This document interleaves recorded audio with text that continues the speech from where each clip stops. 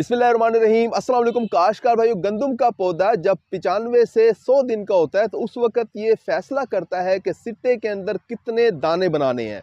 यानी सिट्टे के अंदर आपकी फसल के सिट्टों के अंदर दानों की तादाद कितनी होगी, इसका फैसला 95 से 100 दिन की फसल पे होता है। काश्तकार भाई, क्या हम इन सिट्टों के अंदर दानों की तादाद को बढ़ा सकते हैं? इसके बारे में आज हम बात कर रहे होंगे।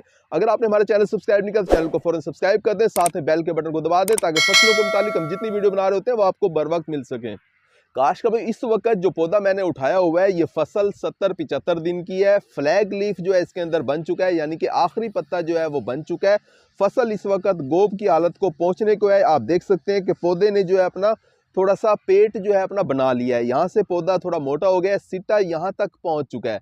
काश्तकार भाई, 8 से 10 दिन के अंदर सिट्टा जो है निकलने के लिए बिल्कुल तैयार है। यानी फसल जो है हमारी इस वक्त तकरीबन गोब की हालत में है। काश्तकार भाई, 8 से 10 दिन के बाद जैसे ही सिट्टा बाहर निकलेगा, सबसे पहला काम जो करेगा वो पोलिनेशन का है। पोलिनेशन एक ऐसा अमल है जिसके अंदर नर और मादा हिस्से आपस में मिलते हैं और दाने बनते हैं। काश्तकार भाई, पोलिनेशन का अमल यानी कि दाने बनने का अमल जितने अच्छे तरीके से हम मुकम्मल कर लेंगे, दानों की तादाद उतनी ही ज्यादा बढ़ा लेंगे।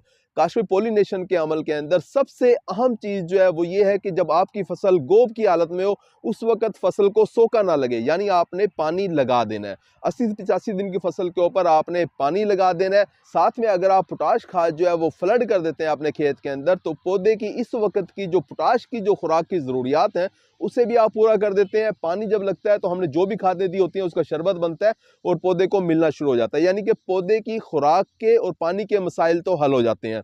इसी तरह से उस वक्त क्योंकि गर्मी पड़ना शुरू हो जाती है, पानी लगने से थोड़ा ठंडक का इफेक्ट आता है, पौधा ठंडा महसूस करता है, पोलिनेशन का अमल बड़े अच्छे तरीके से मुकम्मल होता है।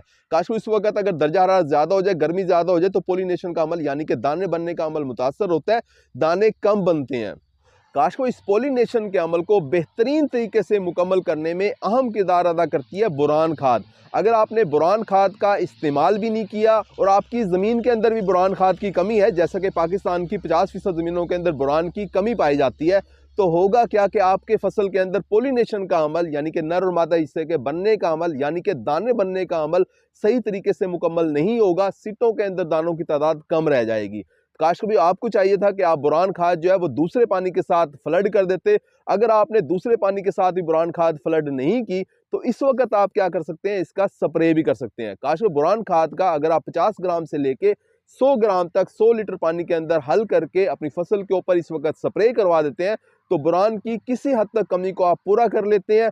पोलिनेशन जो है वो बड़ी ही अच्छे तरीके से मुकम्मल होगी, क्योंकि बोरान खाद जो है वो नर हिस्से को ताकत देती है। नर हिस्सा बड़े ही अच्छे तरीके से पोलिनेशन के अमल को मुकम्मल करता है, यानी कि दाने बनने का अमल बड़े ही अच्छे तरीके से मुकम्मल होता है। सिट्टे के अंदर दानों की तादाद बढ़ जाती है।